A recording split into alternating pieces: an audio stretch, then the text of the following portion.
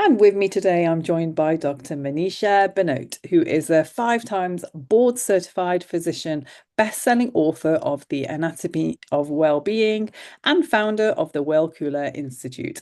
Her work sits at the intersection of science, ritual, and real life, helping people move out of survival mode and into true cellular resilience. Through her signature philosophy, CellCare, Dr. Bhanote reframes longevity as something lived daily, not chased through extremes, and her approach focuses on gut health, nervous system regulation, and cellular intelligence, especially for people navigating high stress, travel, burnout, and modern demands. Featured in NBC News, HuffPost, MSN, Woman's World, and Bloom TV, Dr. Benoit brings grounded clinical insight to conversations about well-being, energy, and sustainable healing. So whether she's speaking on stage or guiding retreats, her message is clear. Health isn't about doing more, it's about listening to the intelligence already within your body. Welcome to the show, Dr. Benoit. Such a pleasure to have you here. Yeah, thank you so much. I'm looking forward to our conversation today, Anu. Me too. So, Dr. Benoit, so you talk about people living in survival mode at a cellular level. What does that actually look like in the body? Yeah, so let me give you a little background on what I refer to as cellular health because I think it's become a very trendy topic over the past few years where everybody's like cell health, cellular health. But in my experience, in the last 30 or so years, I've been literally looking at human cells under the microscope because of my expertise as a physician. Mhm. So, in that space, what I see is the subtleties that happen to each and every one of our individual cells, whether they are our gastric cells reacting to the food we eat, or our thyroid cells reacting to maybe some external stimuli, to our ovaries to react, basically every single cell reacts to our environment around us. And when I'm talking about cellular health, and I'll actually use my cell model here because I know people will be able to watch this video, is like we have trillions of these cells in our body, and they're not this big, trust me. They are microscopic. In fact, I need to use a usually anywhere from 100x to 4,000x combo to like really go and look at these. But what I'm looking at is the structure of the cell, the nucleus, which holds our DNA, the cytoplasm, which holds all of our organelles, and looking at, all right, what's going on with this? Because that's really where we start seeing changes that eventually manifest as disease and symptoms. So Mm. for me, um, you know, people understand what self-care is, and I really want people to start thinking about their body more in cell care. Like, how can I optimize the way my body functions on this deeper level? And so that's just like a little bit of an intro. I'm sure we're going to go deeper into the conversation of what are the different levels we want to consider and where do we even start. But that's just like I've diagnosed like over 1 million diseases under the microscope. Anything from reflux to fibrocystic disease in the breast to malignancies like invasive ductal carcinoma of the breast to colon cancers to lung cancer. So I have a full spectrum of what I see when I see cells. And many people, in layman terms, what I'm seeing is their cells are angry. Like we literally have angry cells happening in our body, and we don't know how to calm them, or we haven't given our body a chance to feel safe and calm. And I know we're going to talk about trauma and what that does to the body, but that's kind of the gist of it. Our cells are really angry. Angry. And the Oh, angriest of them, of course, is the cancer cells, but but there's a spectrum of anger. very interesting that. Yeah, and I absolutely do agree with everything that you've said because I know that you're also a fan of the Ayurvedic way of living. And so, it's all about trying to minimize us getting ill rather than curing the illness, when we actually have it. So, but I just wanted to understand more about, at what point you realize that longevity isn't just about hacks, but it's about regulation and alignment. Yeah, so this is where, okay, so let me describe this as an example.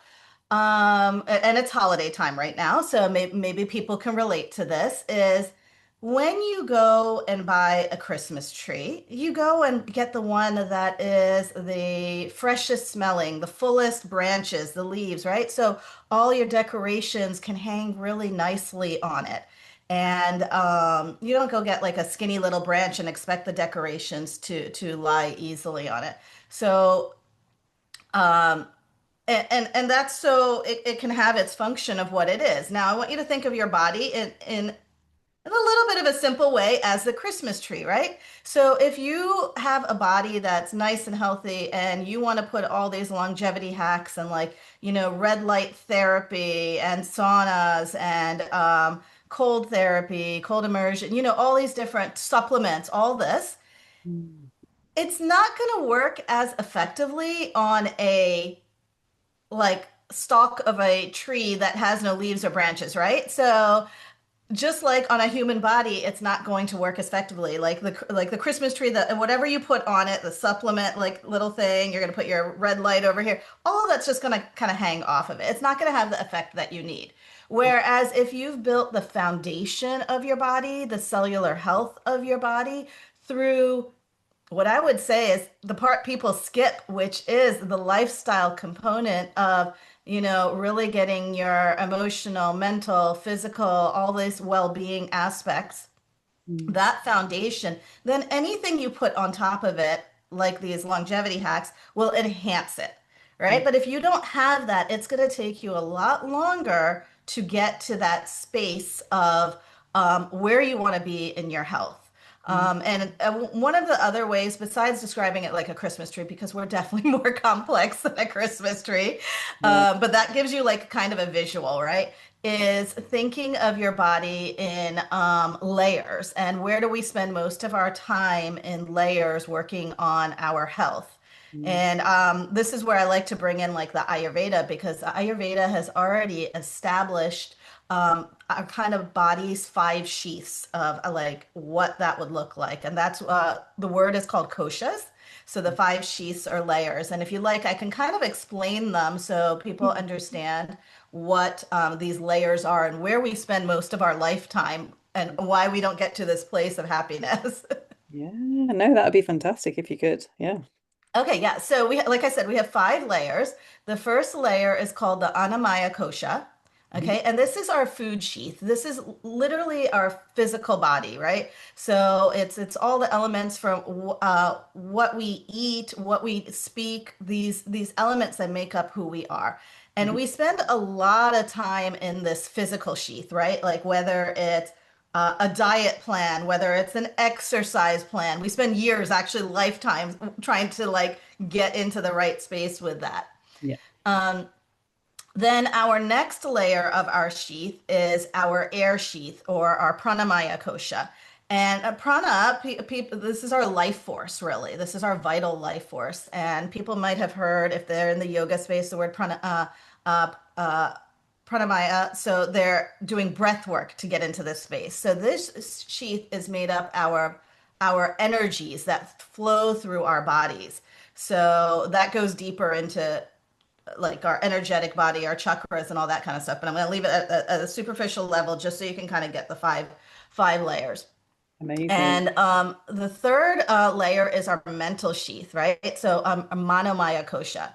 And this is where trauma really lives is in our mental space, right? So this is like how we experience life through our thoughts, our subconscious, our mind, and so that's the mental sheath. The fourth is our Vijnanamaya Kosha, and this one is our intellect, our ego, how we are in control of our ego and our body, and how we have decision-making skills, and we can be discerning in these decision-making skills. And the last level is the Ananda Maya Kosha, which is our bliss sheath. And this is what we all want to attain to, right? We just want to live in a peaceful state for with ourselves, with our body. We want to kind of reach that connection with that higher our higher self and whatever there is higher out of the world. So we spend a lot of time kind of bouncing around these sheaths, right? We, like I said, we spend a lot of time in our physical sheath, just working on our diet and our exercise. We try and work on the mind, but the mind is always the last one because it's so hard to change our mindset. And but once you kind of start understanding these levels and these layers of how the body works, you can kind of go, all right, this makes sense. I understand why this connects to this and this connects to this because our body is a living, breathing ecosystem.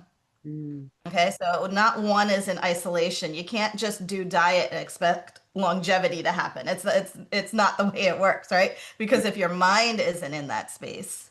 Interesting. Yeah, absolutely. I agree with that. And that kind of brings us on to the next question about burnout and how your belief is that it's all in our head. Yeah, well, I don't know if it's all in our head, but we experience it very dramatically in our head. And how do some people? It's really our own perception of what burnout is. Burnout is so common nowadays, and everybody is going through a different experience. And what I find is that when people have tools to regulate their nervous system, Yeah. their perception of burnout really starts to change, where it doesn't seem like it's this insurmountable experience that they're never ever gonna get over. Yeah. So I do this a lot in my retreats where we actually, we're tapping into our inner body, and one of the best ways to do it is stillness. And it is very hard in our modern world to spend time to be still, but I always say stillness is a biologic need. Mm. So what I mean by that is it's okay to sit and be quiet and just tune into your body, tune into your cells. When we are on the go, we have no idea what's going on in our body and our mind, and life just really passes us by. And this is one of the first places, like if you can sit and just quiet your mind, that you can really tap into cellular health, because this is where you can start changing your communication with your cells and telling your body, I'm safe now. I'm protected now, as opposed to like always being in this state where the body feels unsafe and powerless. And that's really what sympathetic overdrive is the body feels very unsafe. And that's part of the mechanism of how inflammation develops in the body and chronic disease develops in the body. Absolutely. Yeah, I agree with that. And how do you think chronic stress actually impacts the nervous system and also the gut over time?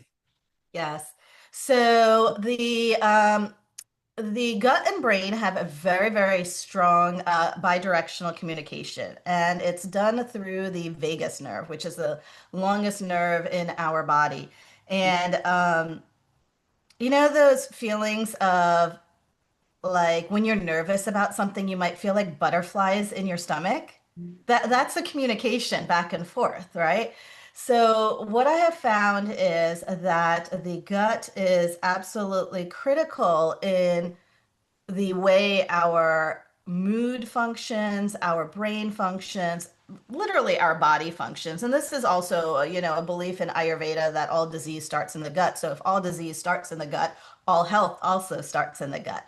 And one of the key elements of that is understanding that it's not just you and your cells in your body. You have an entire other city or living in your body, kind of known as our microbiome or our microbiota. And these are bacteria, yeast, fungi, all these organisms that respond to what you're eating, respond to what you're doing, how you're drinking, respond to how you're sleeping.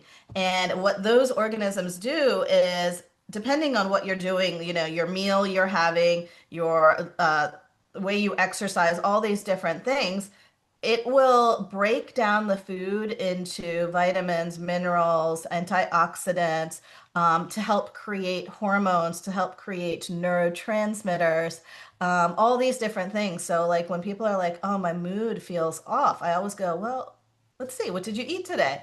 Like, and just starting to get people more aware of that literally your next meal can change your mood. Because your cells turn over and your microbiome like adjusts with every single meal.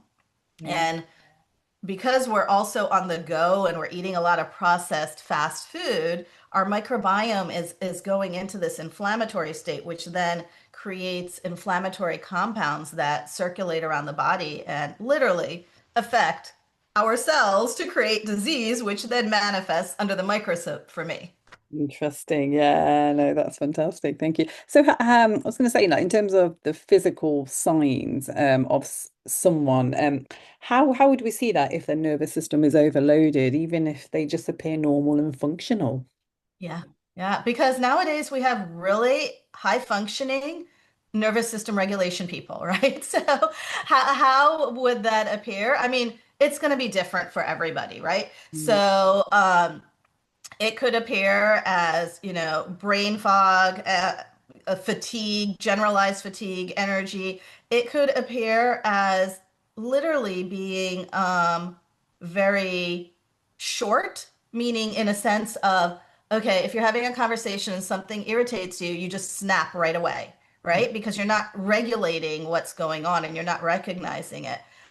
It can manifest in other physical symptoms, which would be like headaches, indigestion, leg cramps. There's a host of physical manifestations. Pain, chronic pain is a big one of them, right? So pain is not necessarily, I may say it's in your head, but pain at the same time is manifested from what we're experiencing.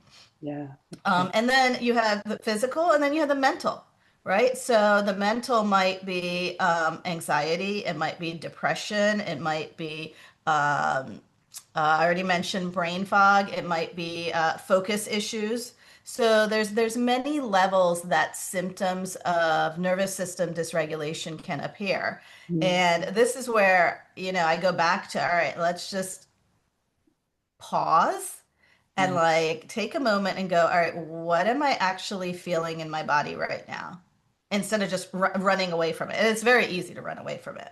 It is. Yeah. Yeah, absolutely. And I guess it's exactly like trauma and mental health. It's about actually feeling it, accepting it rather than numbing it out or suppressing it, which is what I guess a lot of us have done all our lives until we actually bring awareness to it. Well, there's nothing wrong with that. It's our natural protective mechanism, right? To protect ourselves from more trauma. So if we have trauma and which all of us do, right? There's nobody that's like Mhm. trauma free or immune to trauma. Yeah. It's really about understanding you have a trauma, what has it done to your state, your kind of equilibrium or the coherence of your cells, because like I said, cells don't really understand the words, they understand the environment we create around them, right? So if we're in an environment of chronic verbal abuse, chronic physical abuse, we have elevated levels of the sustained hormones like cortisol, which Yeah. then affect our immune system, which then affect inflammation. And this is kind of like the baseline language that happens around trauma. Yeah. Um, I'll give you a personal example, which I don't share often, but maybe this will kind of help the audience understand why I feel that really focusing on cellular health can make a difference if they are experiencing trauma. So one day, a couple of years back, during like the height of the pandemic, uh, I personally love the pandemic. I'm like, oh my God, all this free time. I don't have to be in the hospital, and Yeah. so I started taking daily walks.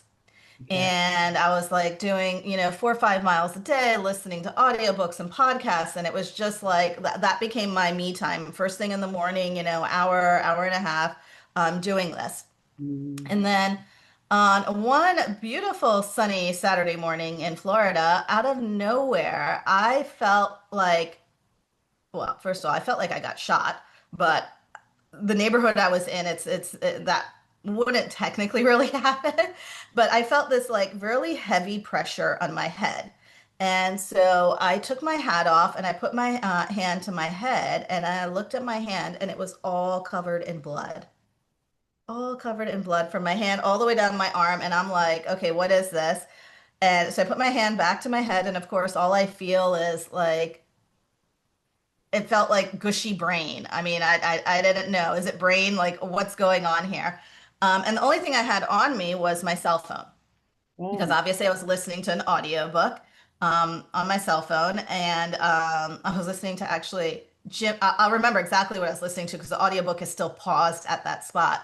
It was Jim Quick's Limitless, which is all about the brain. Yeah. Right? So imagine the irony here. So I still didn't know what happened. And so I called 911 waiting for the ambulance. And while I was waiting for the ambulance, this guy came up to me and he goes, "Did I just hit you in the head with my golf ball?" And No. I'm like, I'm like looking down. There's no golf ball there. I'm not even on a golf course. Wow. And like I'm on like a residential street. Mm. And I said to him, I'm like, well, where's the golf ball? And it was a driver shot. And I don't know, I'm not a golfer, but apparently that's the hardest shot you hit the farthest. Yeah. And it was going 150 miles per hour. It hit me in my head.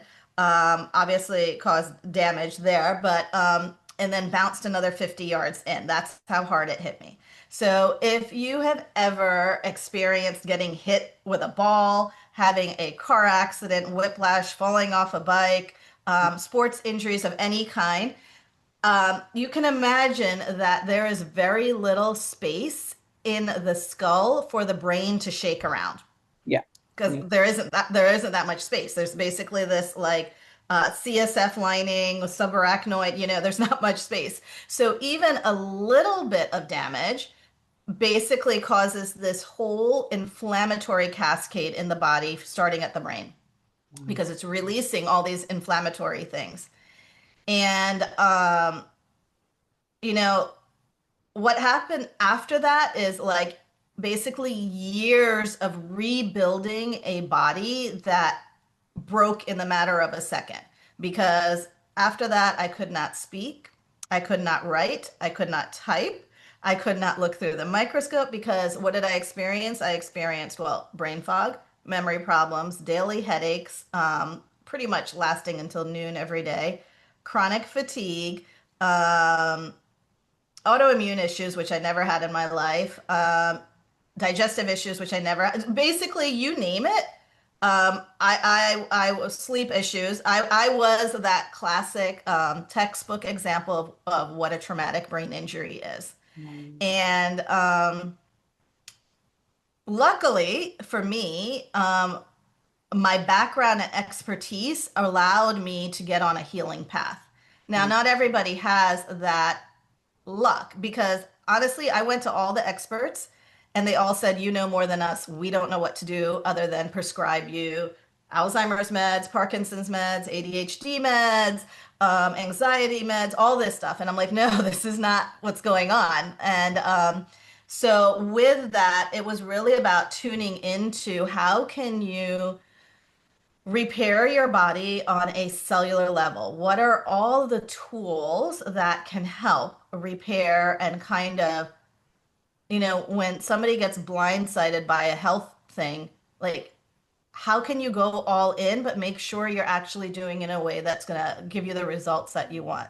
And this is why I spend so much time really teaching my patients about how does the human body work. I mean, that's what my entire book has written on is like, how do the different parts of the body work so you can put in daily practices or rituals, as I call them, to improve the body.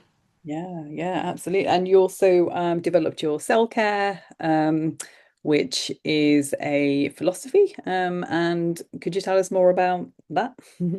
Yes, absolutely. So self-care is, it's my little play on, everybody's focused on self-care. So I want them to understand what self-care is. And it's really creating your life around your intentional practices of your day. So whether that's a morning ritual, evening ritual, um, and doing it in a place where you're coming at it from really encompassing your mind, body, and spirit. So as opposed to like I explain it quite a bit in the book, so you can definitely go check out the Anatomy of Wellbeing. But um, as opposed to being in this rigid space of like habits, right? Where habits are like, okay, I don't know. I always think of a habit as like I have a bad habit. Nobody talks about good habits, right? So you have a habit and it's literally done by a cue. Like, okay, you drive by Starbucks, you go pick up a Starbucks, right? You don't necessarily need the Starbucks. It's just you have a physical cue, or that somebody brings in cookies at the office, so you're like, oh, let me get a cookie, doesn't always make you feel good. Mm, That's where and it comes with very little self-awareness and very little intentionality, yeah. right? Now you might go, all right, I can do better than this. So you become a little bit more self-aware and a little bit more intentional. And now you start a routine, like maybe a gym routine. And you're like, okay, I'm going to go to the gym. But after a couple weeks that that just also disappears because it's just not enough. Yeah. Whereas I place rituals in the space of the most self-awareness and the most intentionality because it literally, you don't feel bad when you don't do them, but you literally wake up every morning and go, all right, what does my body need today? Does Mm, my body need a walk? Does my body need a better meal? Does my body need to have a conversation with somebody? Like, what do I need in order to show up as my best self, right? And when you learn to build and think of your life in this way, you can have that peace of mind of like, okay, I'm doing what's right for my health. So yeah. that's kind of where rituals come into place with CellCare. Oh, I love that. Yeah, fantastic. Thank you so much. And are there any other recommendations that you can make for my listeners on just daily practices to support cellular resilience? Oh my goodness, there's so many daily practices and rituals you can do around cellular resilience, right? So I would love to see people go beyond that first level of that sheath, that food sheath, Mm, and go beyond the space of like, what am I eating and how am I moving my body and this, and really get into that mental space where you can sit still with your body. yeah. And even if you don't want to meditate, I do a breath work practice with my community. It's called the Breath of Resilience. And it's great for people who don't want to sit quietly and meditate, but because it allows you to focus on these 5 different steps in the breathwork practice. And what that's doing is sending this communication to your cells that you know how to take care of your body. And I've seen it like on my retreats where we do this, and it just 5 days, like the people come out as like totally different people. And I had 2 guests at my last retreat who were cousins. So they had known each other for, gosh, decades. And one of them told me, she's like, I don't know what you did to her in 5 days, but I see a whole new version of her. Like she is a much brighter, healthier, like more vibrant. Like it's like she's become a whole new person in just 5 days in a good way. Not that she wasn't a good person before, but like now it's like a life has been awoken in her. And what we did was we awoke her to her body's ability to heal, the innate intelligence of the body when we give it time and space to heal. Amazing. Yes, I love that. Thank you. And you say that calm is a longevity tool. How do you feel that the nervous system shapes how we actually age? Yeah, it does shape how we age, right? So if I go back to the nervous system and when we are in very high cortisol or overdrive and we're suppressing our immune system, Mm, when our immune system is suppressed, it allows things to activate in our body that wouldn't be activated if our immune system was not suppressed. mm, One of these being, and I'm going to kind of give you the worst case scenario because this is one of the ones where when I'm working with my patients and my clients and stuff, they're like, I wish somebody would have talked to me about all these things, you know? Um, and one of them is when our immune system is suppressed, there are certain genes that can get turned on through the signaling pathways. Mm. Or there are certain genes that are protective that get turned off. So if we have cancer suppressor genes that are suppress, or tumor suppressor genes that suppress things from being turned on, and now they don't have those suppressor mechanisms in place, we can start this cascade. And that cascade doesn't happen overnight. Now, I want people to remember, like, cancer does not start overnight, but it's this long-term kind of inflammatory cascade. And what I have seen is even for the people who were like eating well, exercising, doing everything, but if their bodies just weren't settled, Mm. it it still kept their cellular dysregulation going on, so their nervous system dysregulation, right? And that chronic sympathetic overdrive basically was a contributing factor to, high inflammatory cytokines, whether that's interleukin, whether that's CRP, all of these. It also shortens your telomere length, which is your the end caps on your chromosomes every time your cell divides. So you were asking me how does chronic stress age us? That's how it ages us, because when our cells divide, our telomeres or end caps, which are responsible for our aging, shorten. And at some point, the cells can't replicate anymore. They just stop regenerating. But as I was saying, one of the worst things that I've seen and the hardest is cancer. Okay. So Mm. I have diagnosed, gosh, close to 100,000 breast cancers, you name it, like so many cancers. And literally cancer of every organ in the body. And what I have found in my experience when talking to the individuals prior to their diagnosis, it's like, okay, they were going on living life. Maybe they weren't living the healthiest life, but they weren't really living a bad life. But what they had anywhere from 6 to 18 months prior to their diagnosis was a insurmountable amount of stress that they did not know how to manage, Mm. right? And that insurmountable stress could be anywhere from, change of job, divorce, to losing a child, to losing a parent. Things that like it's really a lot, right?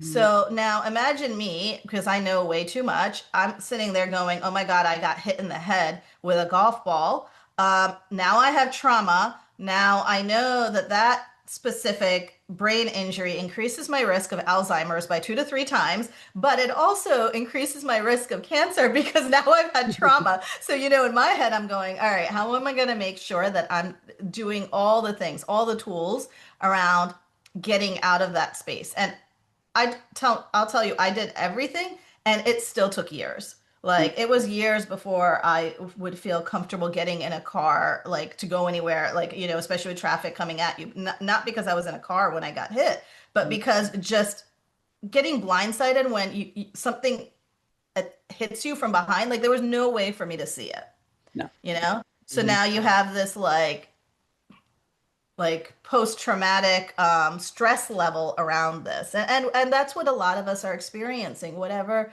the different experiences are in life. But I want people to know that there is a way to heal from it.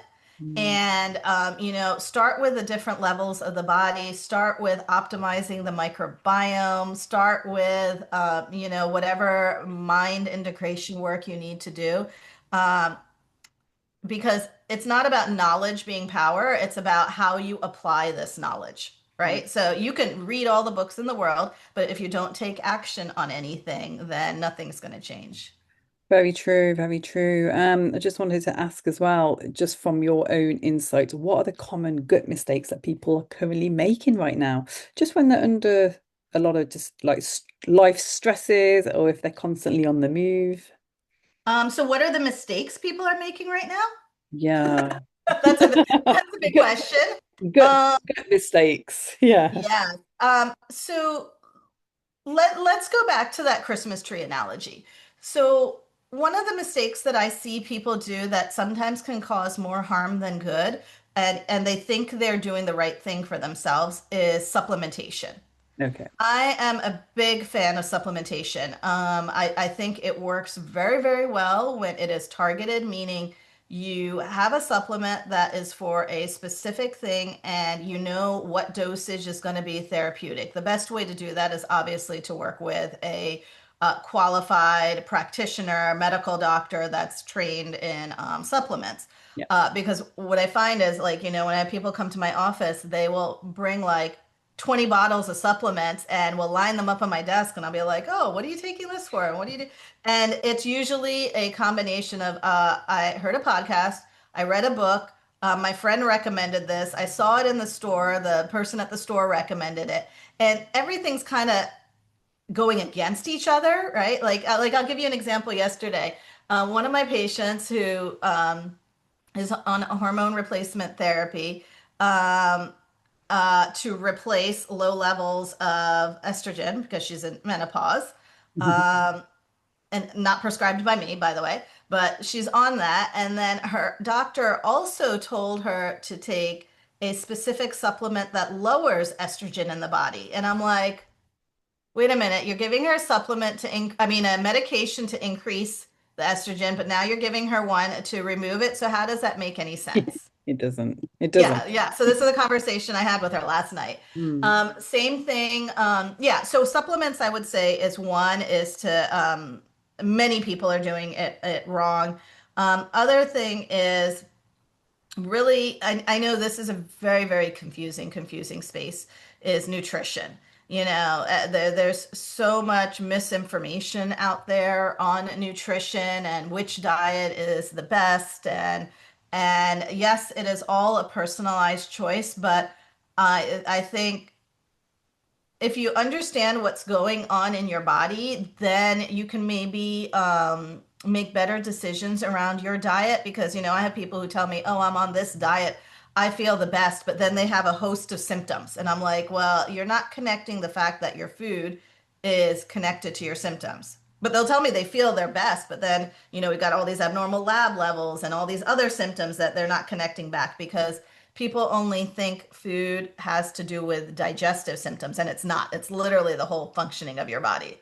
Totally. So that would be another thing that I would tell people to look at. Other mistakes is um,